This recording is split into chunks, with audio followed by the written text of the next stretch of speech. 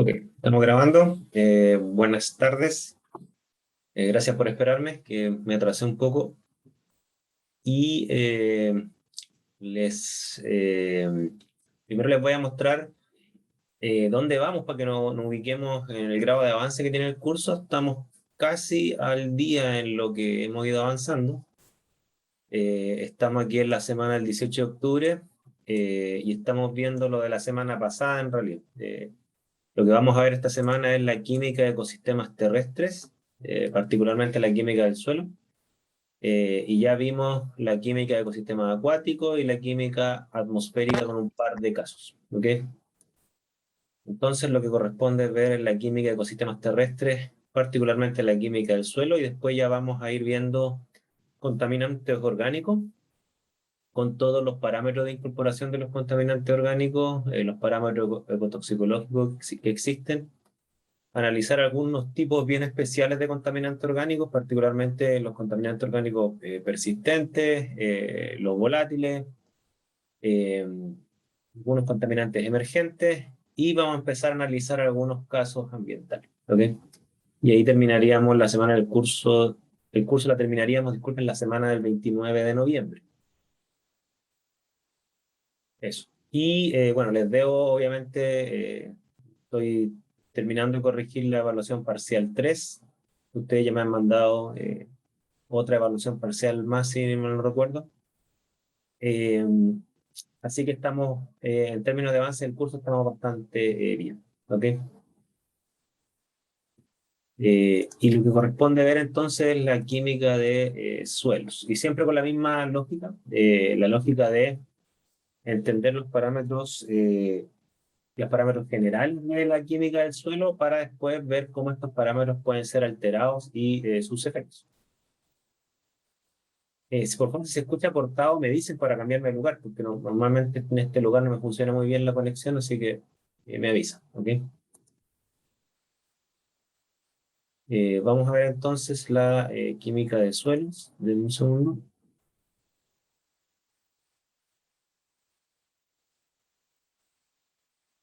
O más bien dicho, química de ecosistemas terrestres.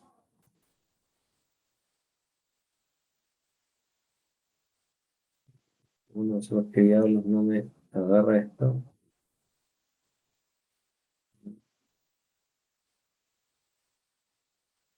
Ahí sí, ya.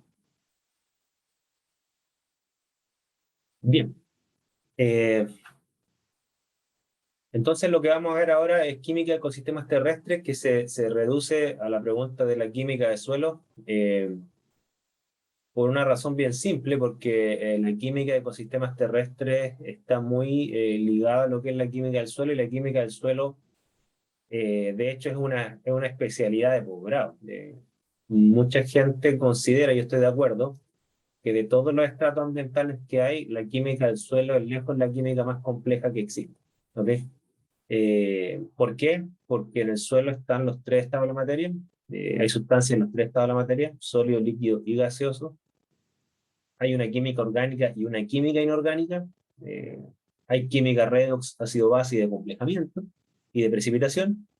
Y además está muy influenciado por la biología. Entonces es algo bien complejo y siempre se hace imposible abordar toda la complejidad de un suelo, pero nosotros lo vamos a tratar de entender, obviamente, desde la química. La química suficiente para entender qué es un suelo desde un punto de vista físico y químico, y segundo, cómo se forma un suelo, y tercero, cuáles son los parámetros físico-químicos más importantes que le dan sustentabilidad a la química de ecosistemas terrestres, lo que los agrónomos llaman la fertilidad. Eh, y número cuatro, vamos a tener una discusión, y si nos da el tiempo, análisis de casos de cómo se contamina un suelo y cuáles son sus efectos. ¿Ok?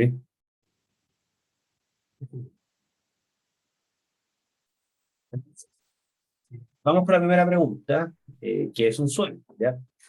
La primera concepción que hay que atacar es que no todo lo que uno pisa es suelo. ¿Por qué? Porque el suelo es algo mucho más complejo que sustancias sólidas sobre las cuales camina. ¿Okay?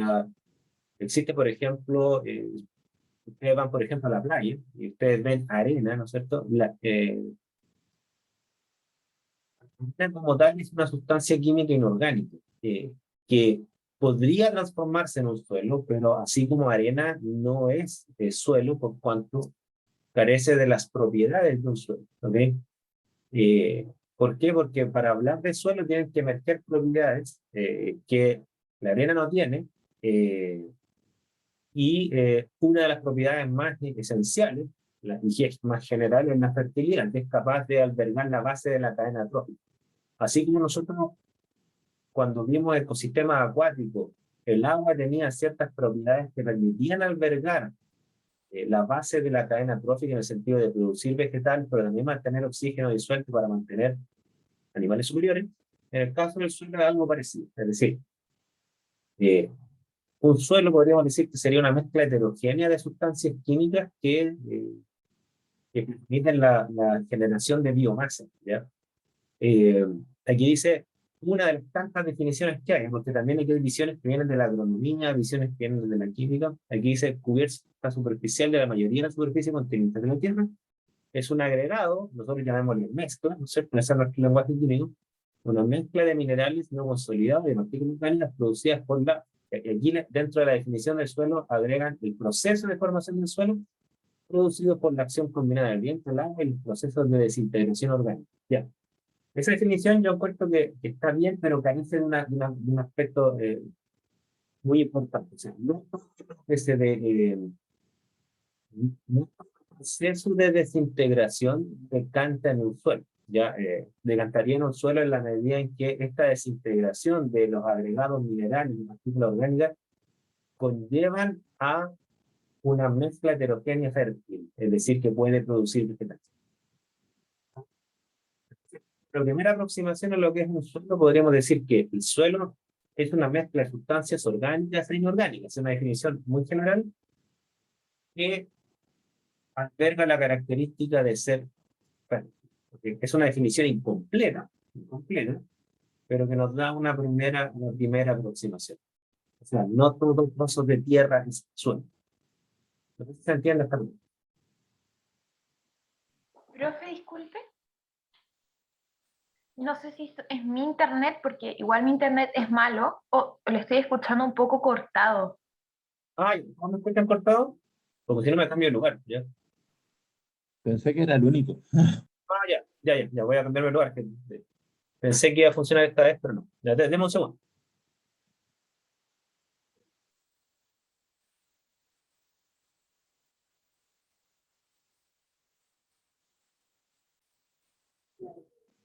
Ok. Volví al espacio tradicional. ¿Se escucha bien? ¿Aló, aló? Sí, profe, se escucha. Ya, voy a retomar. Tienes razón. Ahora sí. Repito para efecto de la grabación. Entonces, una primera aproximación de lo que es un suelo sería una mezcla de sustancias químicas de carácter orgánico e inorgánico que albergan la propiedad de la fertilidad, es decir, de producir biomasa por fotosíntesis. ¿Ok? Ahora, no quiere decir que toda mezcla que es fértil es suelo, pero es una característica necesaria para definir un suelo, sí. ¿Suficiente? No, porque por ejemplo el agua también es una mezcla de sustancias orgánicas e inorgánicas y también es fértil en el sentido de la producción de biomasa, pero no se le define como un suelo.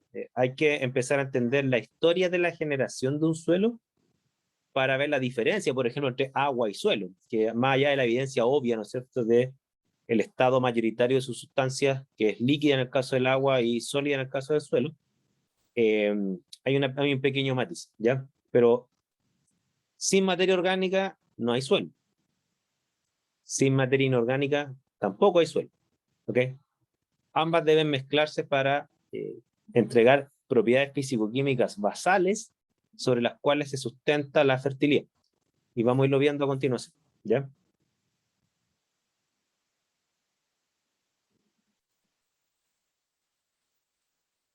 Miren, generalmente la gente que es agrónoma, no es mi caso, ¿no es cierto? Pero yo he trabajado con gente de agronomía.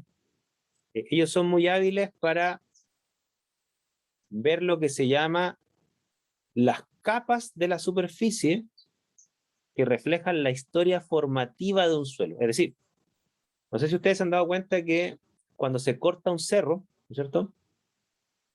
El corte transversal del suelo, ustedes ven capas, ¿ok? Algunas capas son geológicas, de hecho, ¿ok? Pero las capas superficiales, uno también ve un gradiente como el que aparece ahí, y ese gradiente para el ojo entrenado, que no es mi caso, yo les voy a describir lo que me dicen que ven, gente entrenada, en ese gradiente se ve el gradiente de la materia orgánica. ¿Qué quiere decir con esto? Quiere decir que si yo hago una perforación en un trozo de suelo, en la medida que voy bajando en profundidad, lo que yo voy viendo es una disminución de la materia orgánica, es decir, en la superficie hay mucho más materia orgánica que en la capa de 10 centímetros, de 20 centímetros, de 30 centímetros. En la medida que yo voy bajando en este corte, en esta perforación, las sustancias químicas se vuelven más inorgánicas. ¿Cómo lo ve la gente entrenada? Ve el color. Por ejemplo, un color medio tendiente a lo negro o a lo café, ¿no es cierto? Es un indicativo de que hay más materia orgánica. ¿Ok?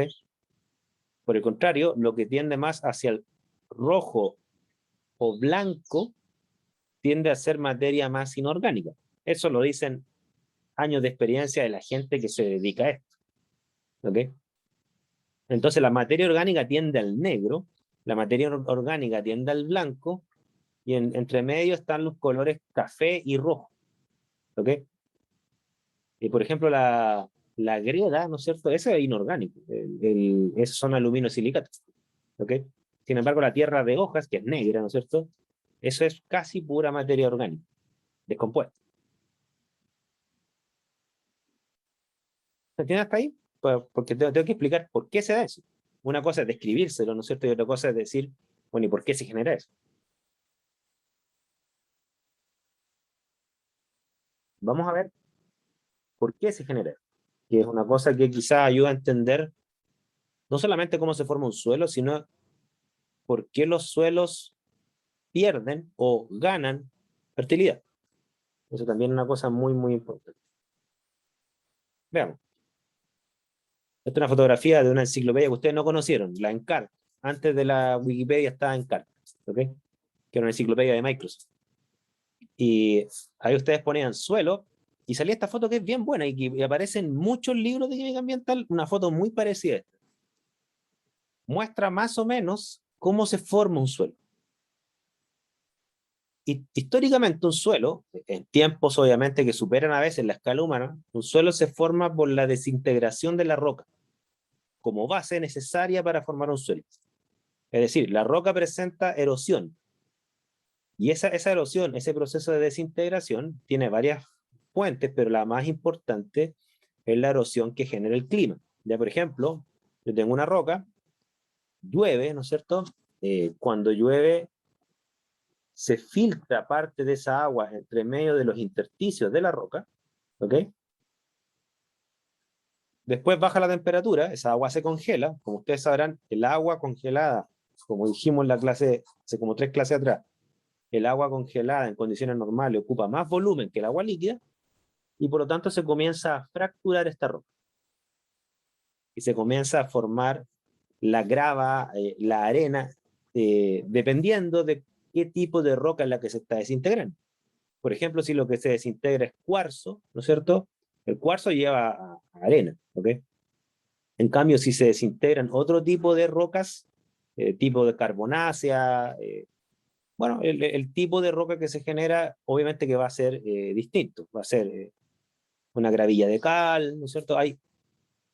La formación de estas pequeñas piedras proviene de la desintegración de rocas gigantes. ¿Y por qué rocas gigantes? Porque las rocas gigantes, y aquí hay que entender un concepto medio geológico, ¿no es cierto? Finalmente, la roca gigante es el enfriamiento y solidificación del magma. O sea, el magma que emerge, o que emergió incluso mucho antes de los seres humanos, llegó a la superficie, se enfrió y se formaron trozos de corteza sólida, que es lo que llamamos continente, ¿no es cierto? Y esos trozos gigantes se han ido fragmentando con el tiempo. ¿Ok? Y lo que tenemos acá, ¿no es cierto?, es entonces la desintegración de esa roca. Esa sería como la parte 2 de la desintegración. Arena de playa, ¿no es cierto? Sería más o menos una roca desintegrada a nivel 2. ¿Me siguen? Sí, ¿Sí? ¿Más o profe. menos? Sí, profe. Ahora, entiendan esto como un proceso de muy larga data. Entonces, lo que aparece en la superficie son rocas y rocas que se van desintegrando. Pero hay que entender también que hay vida alrededor.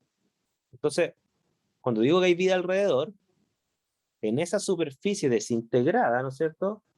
Comienza a aparecer, obviamente no de la nada, comienza a aparecer materia orgánica. Porque hay pájaros que defecan ahí, porque llegan hojas de otros lados que se depositan ahí y empiezan a desintegrarse, porque mueren animales ahí, ¿no es cierto? Entonces se comienza a mezclar en la superficie esta desintegración de roca, y mayormente inorgánica, ciertamente, con materia orgánica que proviene de la biota de los alrededor. ¿Ok? Y se comienza a formar esta mezcla orgánica e inorgánica. Y ahí llegamos a la etapa 3, ¿no es cierto? Donde tenemos suficiente materia orgánica con una base inorgánica muy desintegrada, que le da ciertas características que vamos a ver a continuación, que le da ciertas características a esta mezcla para albergar vida. Por ejemplo, una de esas características es la capacidad para retener agua. ¿Ok? La materia inorgánica no tiende a retener agua. O sea, el agua se escurre entre los intersticios de la arena, por ejemplo. En cambio, la materia orgánica sí retiene agua, mantiene la humedad. Hay una interacción entre las moléculas de agua y la materia orgánica, mayormente a través de puentes de hidrógeno, que le da la capacidad a la materia orgánica para retener mucha humedad. Esa es una de las características, no la única, que diferencia esta mezcla inorgánica con esta mezcla orgánica-inorgánica, que permite generar los primeros vegetales. Ahí estamos en la zona 3, donde se forman los primeros horizontes, ¿no es cierto?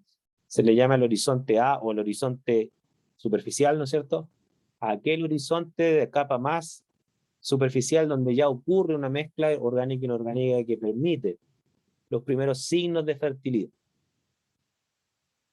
¿No? Por eso una roca o arena no es suelo. Ciertamente que en la medida que va pasando el tiempo y sobre todo si es que hay mucha vida alrededor, el horizonte A puede tener mucha capa, mucha composición orgánica en términos porcentuales. Podemos tener un suelo con un 70% de materia orgánica o podemos tener un suelo con un 20% de materia orgánica. No todos los suelos son iguales. Hay suelos que son más inorgánicos, como los del norte. Hay suelos que son más orgánicos, como los del sur. Pero en cualquiera de los dos casos hay fertilidad. Ciertamente que los suelos del sur tienden a ser más fértiles que los suelos del norte, porque poseen más materia orgánica. Pero solo con materia orgánica es poco probable tener un suelo fértil también. ¿Ya? Tiene que haber una base inorgánica para que le dé ciertas propiedades físicas al suelo. Lo que también es importante. Las propiedades físicas, cierta dureza, cierta cohesión de las partículas, para que no sea un polvo negro, ¿ok? Tiene que ser un sólido negro, algo por el estilo. ¿Ok? Y ahí se comienzan a formar los horizontes, ¿no es cierto? Los agrónomos hablan del horizonte A, B, C, D, dependiendo de cómo se va distribuyendo la componente orgánica e inorgánica a lo largo de estos horizontes. ¿Cuál es el, no sé si llamarlo problema, pero la fragilidad de este sistema es que el horizonte que alberga fertilidad es solamente el superficial? ¿Sí? Ahora, no quiere decir que los horizontes más profundos no sean importantes. Son muy importantes en la medida en que esta materia inorgánica se desintegra demasiado, ¿no es cierto? Pero siempre hay materia inorgánica base que va a ir ascendiendo. ¿Okay? Entonces siempre va a haber un aporte inorgánica desde las profundidades, ¿ok? Pero el aporte orgánico viene de la superficie. Porque esto es una especie como de dinámica, ya, o sea, hay una dinámica del suelo, dinámica que hay que entenderla no a escala humana, ¿ok? Entonces los horizontes inferiores que no son fértiles son fuente inorgánica del horizonte superficial. Y la vida de alrededor son fuente orgánica también de esa superficie. Entonces, ese horizonte A es una especie de una mezcla en estado estacionario. ¿A qué me refiero con estado estacionario? No que no ocurre ningún cambio. Es que si bien es cierto, la materia orgánica también se desintegra. Por ejemplo, la principal fuente de desintegración de la materia orgánica es el sol, ¿ok? El sol fotooxida la materia orgánica. Si bien es cierto, la materia orgánica del suelo se va consumiendo, pero hay fuentes externas que van agregándose y mantienen la materia orgánica más o menos constante, y la materia inorgánica también se va desintegrando porque hay procesos de erosión que la van destruyendo, pero también hay fuentes de materia orgánica en las profundidades que en un proceso dinámico van aportando. A eso me refiero con estacionario. En un lapso de tiempo mantiene características adecuadas.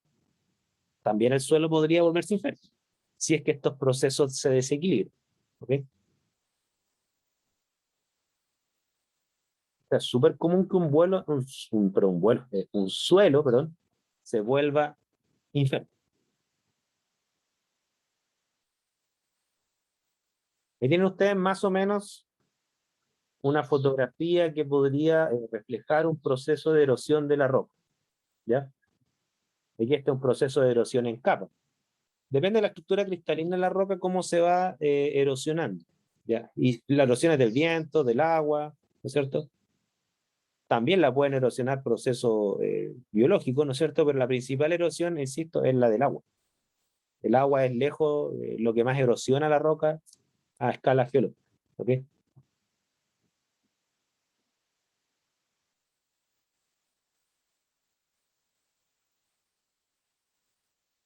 Entonces, de ahí viene un poco el origen, ¿ya?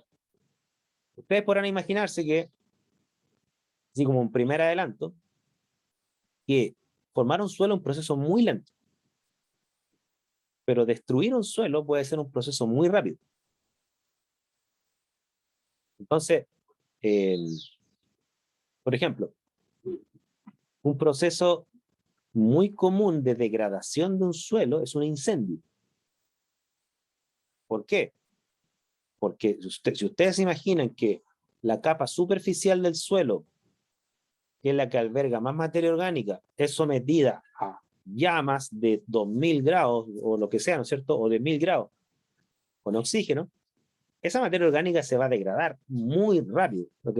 Entonces, lo que queda después de un incendio es una materia orgánica bastante degradada. Entonces, a ese suelo le toma tiempo recuperarse para volver a ser fértil nuevamente como lo era antes, ¿ya? Muchas veces después de un incendio crece vegetal muy poco tiempo, ¿ok? Pero en sí la carga orgánica de ese suelo se ve bien deteriorada, ¿ya? Entonces tienen que pasar mucho tiempo para que animales vuelvan a vivir ahí, vuelvan a crecer plantas, vuelva a haber vida, aporte de materia orgánica, para que ese suelo se recupere como era, ¿ya? Entonces los seres humanos podríamos degradar un suelo en un día, en una semana, en un mes, en un año, pero los procesos generativos del suelo son de siglos.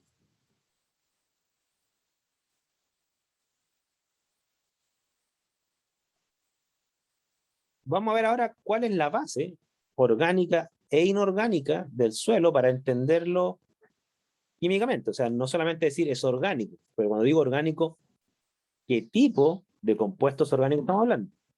Cuando digo inorgánico, lo mismo. ¿Qué tipo de compuestos inorgánicos estamos hablando? ¿Ok? Y al respecto, hay que recordar una cosa que ya vimos en el curso, ¿no es cierto? ¿Cuáles son los elementos más abundantes en la corteza terrestre? Nosotros vimos que los elementos más abundantes de la corteza terrestre son principalmente tres. Oxígeno, lo que está ahí en rosado. Silicio, porque la mayoría son silicatos, los que conforman la corteza terrestre inorgánica.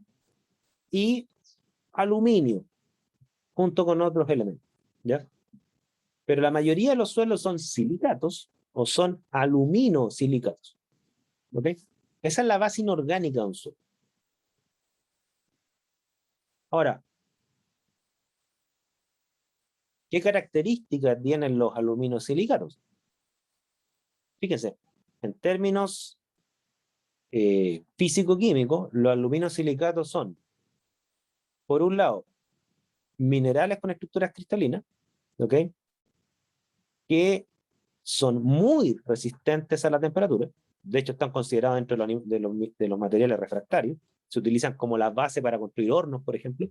O sea, son muy resistentes a la temperatura, lo cual es bueno porque quiere decir que la base inorgánica de un suelo prácticamente no le pasa nada ante un incendio, ¿ok?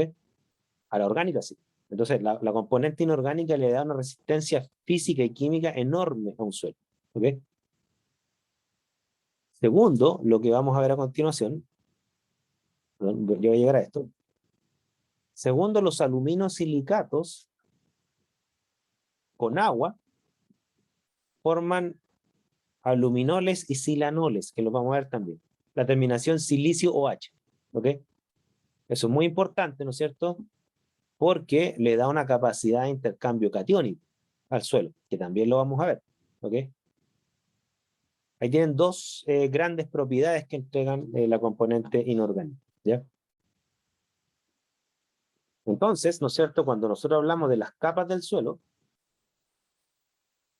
la capa más profunda, que es mayormente grano mineral, dependiendo de donde esté ubicado geográficamente, es un grano mineral que es silicato o aluminosilicato, ¿ok? Esa es la base mineral mayoritaria, no digo que no hay nada más. Ciertamente que hay carbonatos, ciertamente que hay sulfatos, ciertamente que hay sulfuro. Pero esos componentes inorgánicos son minoritarios respecto de los aluminosilicatos. Por supuesto que podemos encontrar zonas del planeta donde particularmente hay poco silicio y hay mucho carbono o carbonato, o sulfato, lo que sea. Pero son normalmente excepciones. En general, la base del suelo son aluminatos y silicatos, ¿ya? Y yo voy ascendiendo, como yo les mencioné, va aumentando el contenido de materia orgánica, ¿ok? Va aumentando también el contenido del agua, ¿ok? Y supuestamente en el horizonte más superficial podríamos tener un extremo, que nunca es bueno, que solamente tengamos materia orgánica, agua y gas, y no tengamos nada de materia inorgánica. Siempre conviene tener una base inorgánica para darle propiedades físicas de resistencia, sobre todo al tema de las temperaturas a un suelo, ¿ya?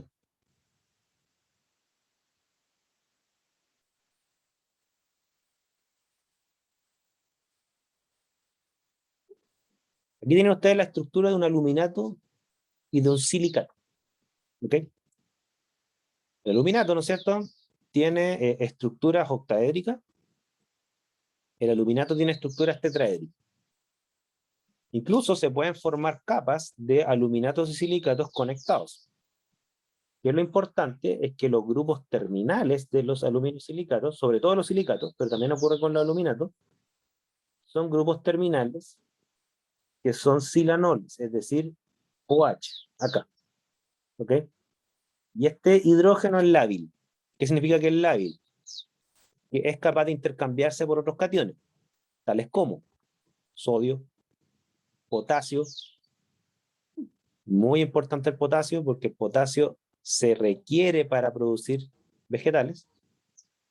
Y el hecho que la base inorgánica de un suelo retenga culómbicamente potasio es muy importante porque quiere decir que retiene uno de los nutrientes de los vegetales, potasio, ¿ok?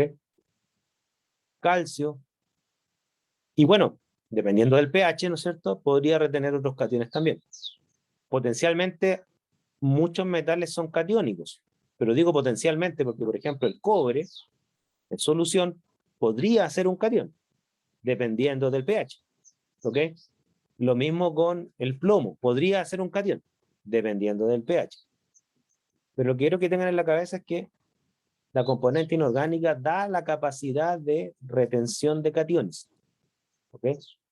Y tanto para efectos de nutrientes que son catiónicos como el potasio, de algunos nutrientes, como el potasio o el ion amonio, ¿ok? Como también de algunos contaminantes que uno quisiera que no pasen a los vegetales y la componente inorgánica lo podría retener, y el contaminante catiónico también podría retenerlo, ¿ok? Una retención Coulombic. O sea, hay libros que describen esto como, así como existe la capacidad tamponante del pH, existe una especie de capacidad tamponante de la contaminación.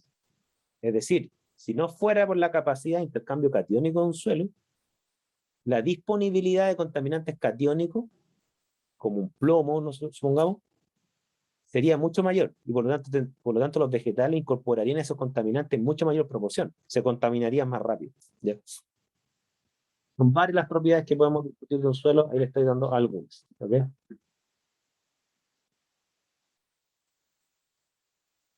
Esa es la estructura inorgánica de un suelo. ¿Estamos? Geológicamente, aunque esto se lo apropian también la gente experta en química de suelo, se establece que mientras menor es el contenido de silicio de un suelo, ese suelo está más erosionado o degradado. Algunos le llaman oxidado, no me gusta esa palabra, a pesar que si bien es cierto, muchas reacciones superficiales en el suelo son redox, ciertamente, pero no toda erosión es redox en la componente inorgánica, ¿ya? ¿Por qué? Porque si yo voy degradando un cuarzo que tiene mucho silicio y lo voy destruyendo, y van llegando otros componentes inorgánicos que se empiezan a retener junto con componentes orgánicos, ¿qué es lo que va a pasar? El contenido de silicio, en términos de porcentaje masa-masa de ese suelo, va a empezar a bajar. Y los agrónomos tienen una especie de tabla, que yo les soy honesto, no la entiendo, no es que mi perro está apretando un juguete de estos que suenan, no soy yo. Perdón. Como les decía, los agrónomos tienen ciertas tablas que en función de la proporción de silicio que tiene un suelo, le endosan como la edad del suelo, ya un término súper así como medio holista, ¿ok? Ellos dicen que hay suelos jóvenes y suelos viejos, entendiendo suelo joven como un suelo que se formó hace poco desde la roca madre, y como se formó hace poco en la roca madre, es un suelo que tiene mucho silicio. Pero los suelos viejos, dado que va aumentando el contenido de materia orgánica, dado que se va fracturando el mineral base de silicio, va perdiendo, no, entre comillas, va perdiendo, en el sentido que se va diluyendo ese silicio. El silicio como elemento no se destruye, estamos claros con eso, pero se va diluyendo en el sentido que se va mezclando con otros componentes y la proporción de silicio se va perdiendo. ¿Okay? Ahora, miren, yo les soy honesto, yo una vez tomé un curso de suelo en la Universidad de Chile, el grupo de suelo de la Universidad de Chile, al menos en el área de la química, desde mi punto de vista, son los mejores, y ellos tenían una memoria para clasificar, no sé, como 20 tipos de suelo en función de su proporción silicio, oxígeno, aluminio, etc. ¿Ya? Y era una clasificación que tendía a interpretarse como un proceso de envejecimiento del silicato original. ¿Ya?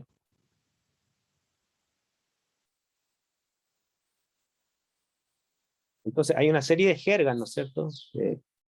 Dependiendo del mineral base, ¿no es cierto? La monmorillonita, bueno, la clorita, yo no voy a entrar a hacer una clasificación mineralógica porque no lo he querido el curso, tampoco lo domino del todo, ¿ok? Pero sí quiero que tengan eso en la cabeza, ¿ya? Que se va degradando el contenido inorgánico del suelo y la proporción de silicio, que al principio es mucha, va decayendo. Eso sí quiero que lo tengan en la cabeza, ¿ya? Por favor. Y la capacidad de intercambio catiónico, que es una de las propiedades que aporta, además de la resistencia física a la alta temperatura, a la radiación UV, ¿no es cierto? Eso lo da la base aluminosilicato, que son materiales refractarios, y como todo material refractario, punto de ebullición altísimo, no lo oxida nada porque ya están más que oxidados, no sé, pero el silicio ya está en un estado de oxidación 4, no sé, etc. ¿Ya?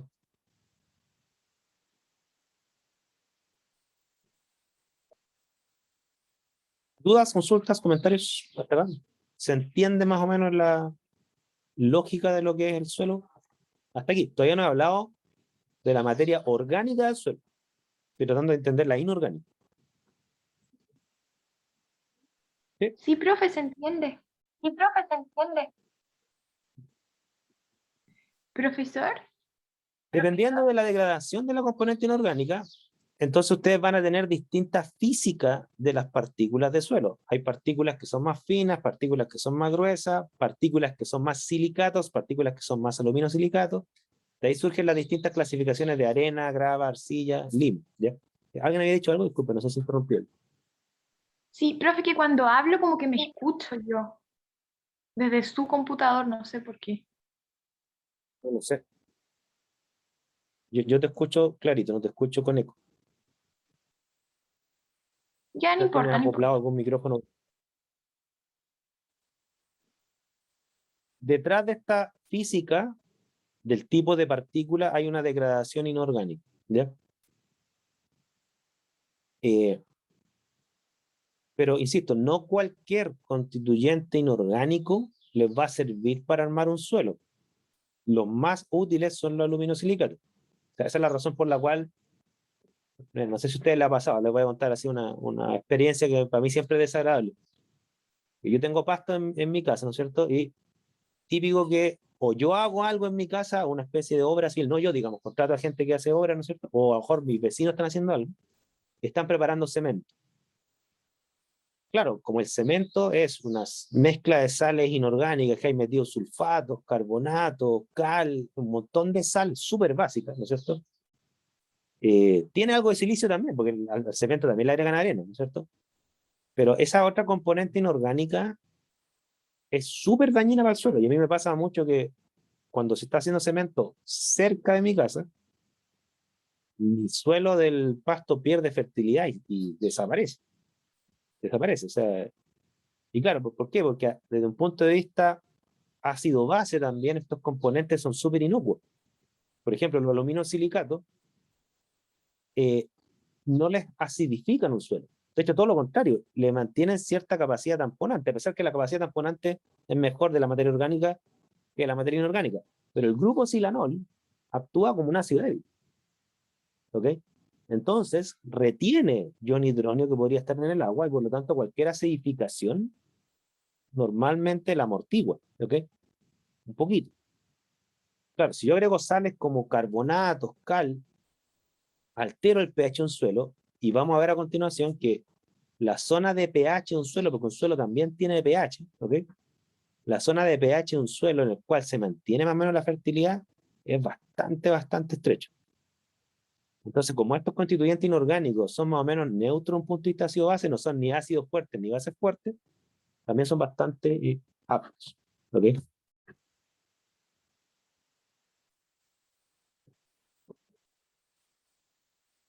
Estas son algunas reacciones de las más comunes que hay de la degradación o erosión química de un suelo. También hay una erosión física como la del agua, pero hay una erosión química. Por ejemplo, la hidrólisis del enlace silicio-silicio, ¿no es cierto? Genera grupos silanoles, se van fracturando las estructuras cristalinas del suelo, pero quedan grupos silanoles que son intercambiadores de cationes.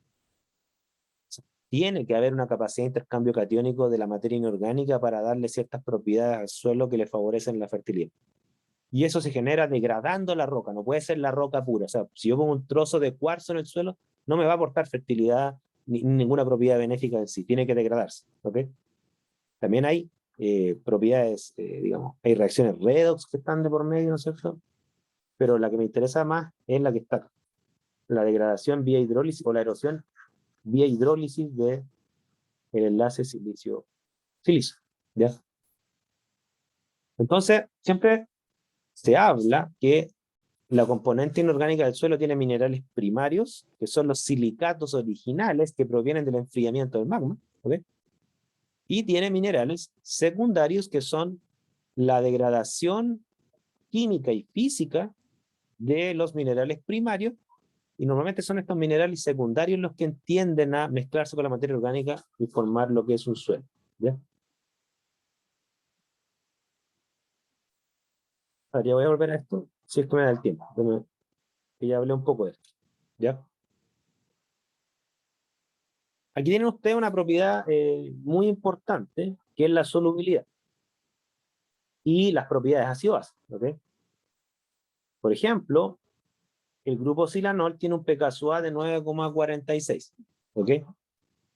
¿Qué quiere decir? Que retiene el ion hidróneo en una zona de pH bien amplia. O sea, para que libere ese ion hidróneo, el suelo tendría que tener un pH mayor a 9,46, que es bastante básico. ¿Ok? Entonces, la capacidad para retener ion hidróneo y mantener un pH más o menos controlado y que no se nos acidifique mucho, es bastante importante. Y además lo otro que les decía a ustedes, ¿no es cierto?, es que ese ion hidróneo es lábil frente al intercambio culómbico con otros cationes como, por ejemplo, el potasio, por ejemplo, el calcio, por ejemplo, el magnesio, algunos de los cuales son fundamentales para albergar fertilidad, ¿ya? De lo contrario, piensen ustedes, si nosotros no tuviéramos una capacidad de intercambio catiónico en el suelo y ustedes arrojan un fertilizante al suelo que tenga mucho potasio, ¿qué es lo que va a pasar con ese potasio? Se lo va a llevar el agua. Cuando llueva se lo lleva el agua porque no hay nada que lo retenga. En cambio, el que existan sustancias químicas que lo retengan colómbicamente, quiere decir que a pesar que llueve, la pérdida de potasio por solubilización es muy baja gracias a este intercambio catiónico, que no es el único, pero sí es un intercambio catiónico muy importante. Insisto, el intercambio catiónico que aporta la materia inorgánica.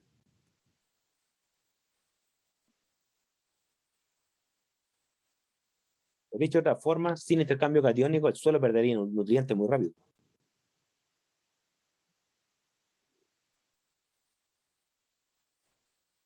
Entonces, la partícula de aluminosilicato, la partícula sólida de aluminosilicato, ustedes tienen que verla más o menos así. Una especie de partícula que tiene centros negativos capaz de retener cationes. Disculpe que lo ejemplifique como una cosa tan simple. Ustedes, me imagino, si no me lo preguntan, ¿no es cierto?, que a esta altura entenderán que esas cargas negativas son mayormente silanoles. Silicio, oxígeno negativo. ¿Ok? De ahí viene la importancia de la arcilla o de las partículas de aluminosilicato en general. Por eso los suelos, cuando uno habla de un suelo arcilloso, es un suelo rico en aluminosilicato. Lo cual podría ser bueno siempre que tenga también suficiente materia orgánica. O sea, solo con aluminosilicato no tenemos suelo. Pero que aporta propiedades benéficas, como regular el pH, intercambiar cationes, estabilidad física, sí.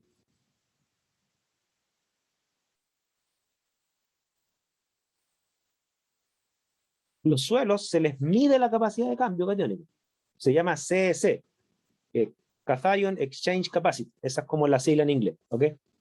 Y se mide en 1000 equivalentes por gramo. O sea, hay suelos que tienen mayor capacidad de intercambio catiónico, hay suelos que tienen menor capacidad de intercambio catiónico.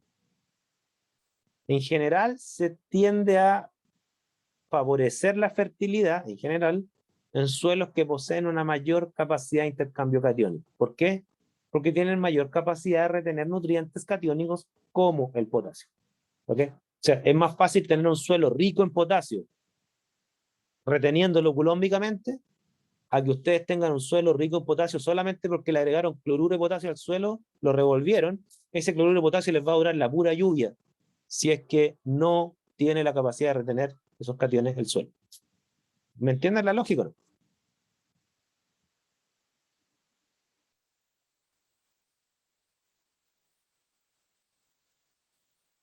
¿Me sigue la lógica o todavía lo ven como muy difuso?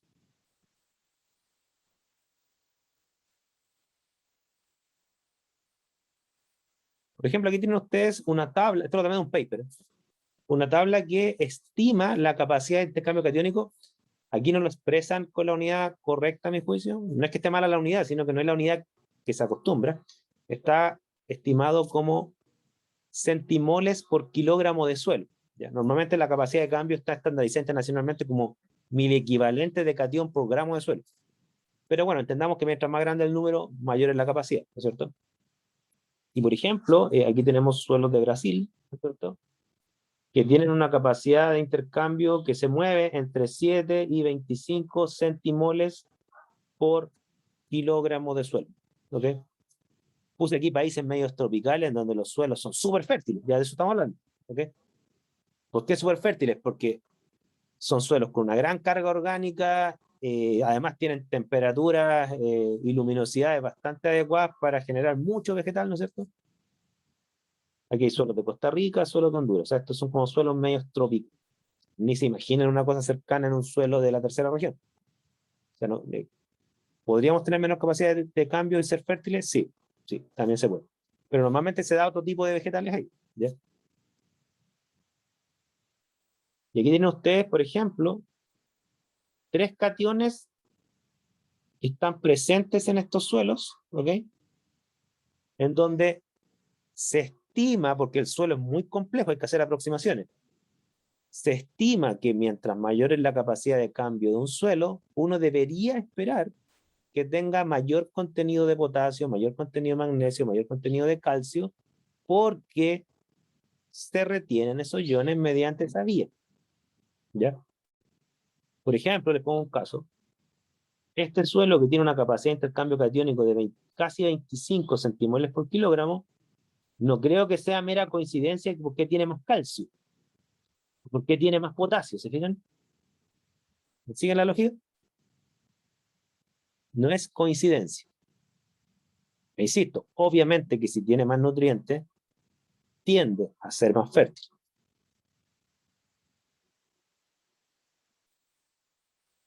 Dudas, consultas, comentarios. Profe, pero en Chile, por ejemplo, un suelo promedio, ¿cómo qué valor sería de intercambio catiónico?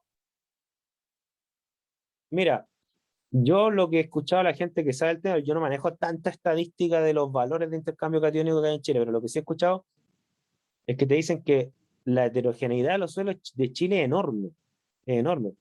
Tú tienes suelos muy inorgánicos hacia el sur, muy orgánicos hacia el norte, y el problema está que la capacidad de cambio catiónico no depende solo del constituyente inorgánico.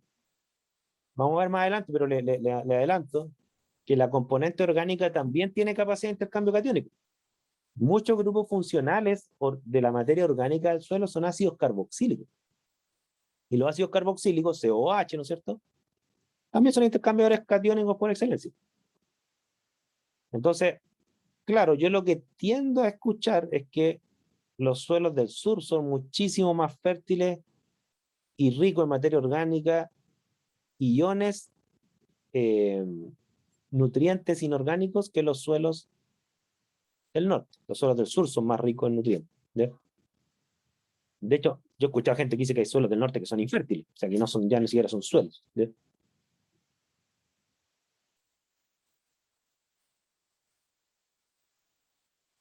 Más dudas, consultas, por favor.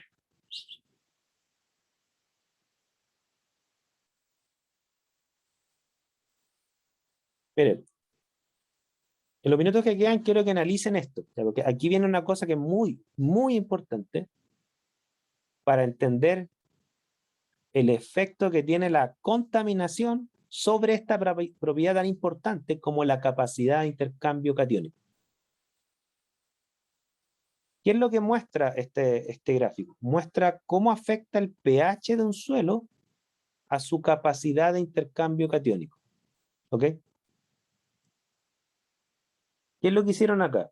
Dijeron, mira, vamos a llamar capacidad de intercambio catiónico 100, o sea, lo normalizan respecto a un valor. Denominemos 100 a la capacidad de intercambio catiónico de un suelo a pH 4. O sea, todos le llaman 100. ¿Qué pasa si yo basifico un suelo? ¿Qué pasa con su capacidad de intercambio catiónico? ¿Qué es lo que nos muestra evidentemente el gráfico, así descriptivamente? ¿Qué es lo que ven ustedes?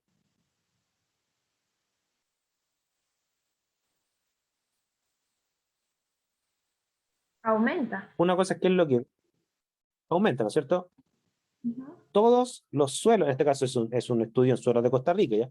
Pero todos los suelos que estudiaron, a mayor pH, mayor capacidad de intercambio catiónico. ¿Estamos? Esa es lo descriptivo y lo analítico, o sea, aumenta y todos. Ahí hicimos una descripción y un análisis del gráfico, ¿ya? Pero ahora viene la pregunta, ¿y por qué?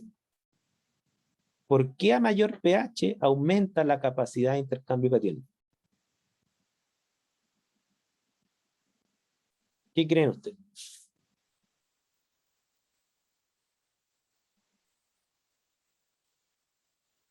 A ver, piénsenlo.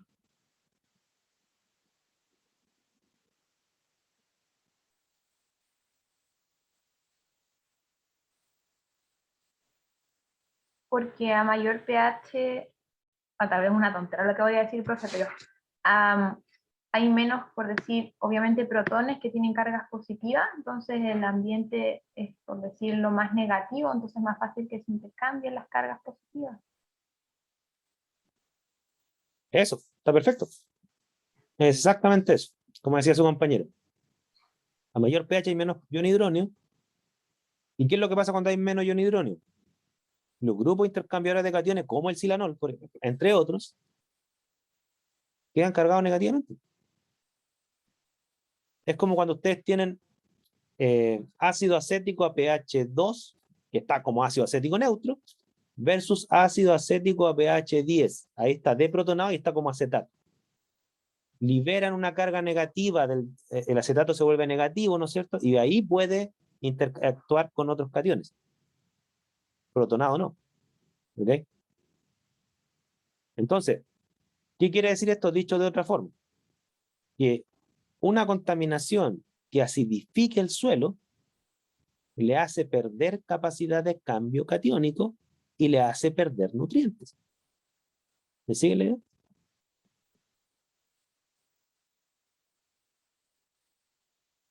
Sí, profe. Por eso se dice que cuando el suelo es ácido no crece nada. O es típico que dicen está muy ácido el suelo. Exactamente. ¿Y qué acidifica un suelo? La lluvia ácida, por ejemplo. Es un poco lo que pasó en Puchuncaví hace, por muchos años. Yo reconozco que es una de las pocas cosas que han resuelto en esa zona. Antiguamente, en Puchuncaví, como hemos discutido, ¿no es cierto? Se liberaban grandes cantidades de dióxido de azufre. ¿Ok?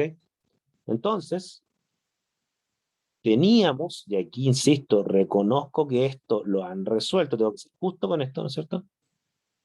Teníamos una gran cantidad de SO2, ¿ok? Y aquí teníamos, no sé si estoy mostrando la vista, ¿no? Sí, profe. ¿Sí? Sí, se ve. Ya. Y acá teníamos el suelo, ¿no es cierto? ¿Qué es lo que pasaba? Comenzaba a llover ácido sulfúrico, porque el SO2 en un medio atmosférico se oxida a SO3, óxido de azufre 6, ¿no es cierto? Y con agua se forma ácido sulfúrico. ¿Qué es lo que pasaba con el suelo? El suelo, por ejemplo, en su componente inorgánica, a pesar que esto también ocurre en componente orgánico, lo vamos a ver en la próxima clase, el suelo, en vez de tener esta química, silicio, oxígeno negativo, con un potasio positivo, o sea, ese es un suelo que tiene nutrientes retenidos, ¿no es cierto? ¿Qué es lo que pasa ante la lluvia ácida, ¿no es cierto? Pierde la capacidad de retener nutrientes por cuanto este potasio es ahora desplazado, perdone, es ahora desplazado por un protón. Donde quedó horrible el protón, pero usted me entiende. Es reemplazado por un protón. Y ese potasio pasó a la solución acuosa y se fue con la lluvia. Y ese potasio era necesario para los vegetales, perdió fertilidad. ¿Ok? Ahora, yo por qué les digo que me consta que esto lo resolvieron en Puchuncaví, porque yo manejaba los datos del pH del suelo que había en el pasado, que creo que incluso algunos llegaron a captar un pH, no recuerdo si era 4,55, eso es muy ácido para un suelo, y hoy en día casi todos los suelos tienen pH 6, 6,5 para arriba, ¿ok? Yo haciendo mis averiguaciones, ¿no es cierto? Empecé a preguntar qué hicieron los industriales para resolver el tema de la lluvia ácida, porque eso sí hay que reconocerlo. Bueno, una de las cosas que hicieron, fíjense, que me lo comentaron así informalmente, no lo vieron un informe, un trabajador de una empresa, que no puedo decir cuál es, me dijo, mira, lo que hicimos fue que en la chimenea, aquí está la chimenea, ¿no es cierto? Hay varias chimeneas allá, así que no le estoy diciendo cuál empresa me dijo eso, ya no hay varias chimeneas. Me dijeron, en la chimenea, nosotros, ¿qué es lo que hicimos? Pusimos óxido de calcio. O sea, en la chimenea, en vez que saliera el dióxido de azufre, pusieron óxido de calcio. Entonces, los gases pasaban a través de un lecho de óxido de calcio. Y claro, ya hay una reacción química que finalmente se transforma en sulfato de calcio. Entonces, se eliminaban menos gases y si es que se llegara a eliminar contaminación atmosférica, que no era tanto gas, sino que era material particulado, lo que se terminaba arrojando era sulfato de calcio. ¿Ok? Y claro, ahí ya no es ácido sulfúrico, es sulfato de calcio bastante insoluble, cae como sólido pero no altera el pH. ¿Ya? Yo llegué a esa información en base a unos datos que nosotros teníamos, porque estábamos discutiendo con unas personas de una empresa y le dijimos, mira, nuestros resultados muestran que junto con la presencia de alto contenido de azufre en el suelo hay una alta presencia de calcio, y nos llama la atención que el calcio se asocia con el cobre y el azufre. El cobre lo entiendo con el azufre, pero el calcio con el cobre y el azufre no lo entendemos. Y ahí nos confesaron ahí que no, lo que pasa es que estamos haciendo esto, y por eso, para resolver la lluvia. De ahí venía tanto calcio. Nuestra pregunta es, ¿de dónde salió tanto calcio? De ahí salió, ¿ya? De hecho, la fertilidad del valle se ha mejorado un poco, tan lejos de ser la que era antes de la década de los 60, cuando se instalaron la gran industria de la zona, ¿ya? Pero un punto positivo que han logrado, hay que reconocer. ¿Ya? ¿Dudas, consultas, comentarios? Por supuesto que si ustedes manejan otros datos más actuales, me lo dicen, ya. Si ustedes me dicen, no, profe, encontré un estudio del 2021 que muestra que se volvió a acidificar el pH del suelo porque un caí, me informan, por favor, ya. Si no, estoy hablando de lo que yo supe más o menos hace como 5 o 6 años atrás, ¿ya? Profe, disculpe. ¿Sí? ¿Por qué se dice que los pinos acidifican el suelo? ¿Es verdad eso? ¿Es mentira? Mire, yo no sé el caso particular de los pinos, pero lo que sí sé es que en términos generales hay algunos vegetales que, por razón evolutiva, vaya uno a saber, exudan desde las raíces moléculas orgánicas ácidas. ¿Ya? Por ejemplo, tengo entendido que algunos vegetales exudan ácido oxálico. De la raíz sale ácido oxálico, y al parecer ese ácido oxálico disuelve ciertos minerales y le libera nutrientes cerca de la raíz, el cual el mismo vegetal lo absorbe. No estoy diciendo que esto es un diseño inteligente, no crean que yo estoy aquí diciendo que esto es una concepción religiosa del tema, pero de que es así, es así. ¿Ya? Ahora, en el caso del pino particularmente, ¿qué es lo que exuda? Ni idea, pero no me extrañaría que sea una sustancia ácida orgánica. No me extrañaría eso. ¿Ya? Porque eso yo sí lo he escuchado, me parece que para la selva o la espinaca. ¿Ya?